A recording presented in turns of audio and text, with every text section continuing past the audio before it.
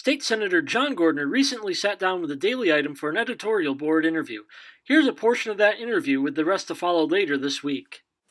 Hello everybody, I'm Dennis Lyons, the editor of the Daily Item and the Danville News, and we're here today with Senator John Gordner, who is in a re-election race against Democratic challenger Michelle Siegel. As we are doing with all candidates for races in the state legislature, we are bringing our local candidates in to chat with us, and it's a pleasure to have you with us, Senator. Thank you. Good afternoon. Thanks for being here. I guess we'll start with a fairly broad question that hopefully you'll give me a fairly specific answer to. How do you think Pennsylvania has done from state legislature to the governor to local and county officials handling the response to COVID-19? Well, first of all, there's no doubt that no one in our lifetime has faced this type of situation. So whether it's the legislature, and I've been there for 28 years, the governor, the Secretary of Health, none of us have seen anything like this that last occurred in 1918 or so. So, there's going to be some miscalculations, some mistakes, and hopefully we learn from them. Back in March, I remember, shortly after this all really sunk in, the General Assembly, the House, the Senate, Democrats, Republicans joined together, and I think we passed 5 or 6 bills unanimously, worked with the governor, got them to the governor, and again, passed unanimously. It was shortly after that, though, that things changed. And unfortunately, some 5 months later, there's not a whole lot, 6 months later, there's not a whole lot difference. And that's what our frustration is. It feels like, to some degree, from my perspective as a parent and grandparent, that maybe we're spending a little bit too much time worrying about how many people go to football games and not enough about some of the things that are perhaps a little more important.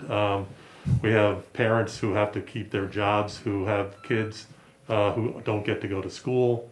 That's one of those issues that doesn't get a lot of attention, but is there something that the state legislature could be doing to help those people in that situation, whether it be relaxing some of the restrictions on child care providers or something that will help these parents get through this tough time?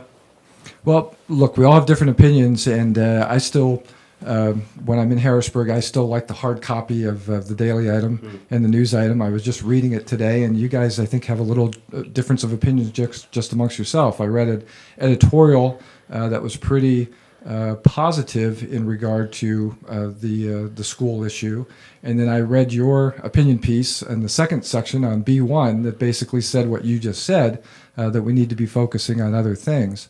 But I'm disappointed in regard to what the House did today. When that legislation initially passed the House, it passed with broad bipartisan support, 155 votes altogether.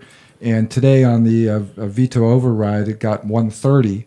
I think it needed about 135 or so in order to be successful. So 20 votes changed on that.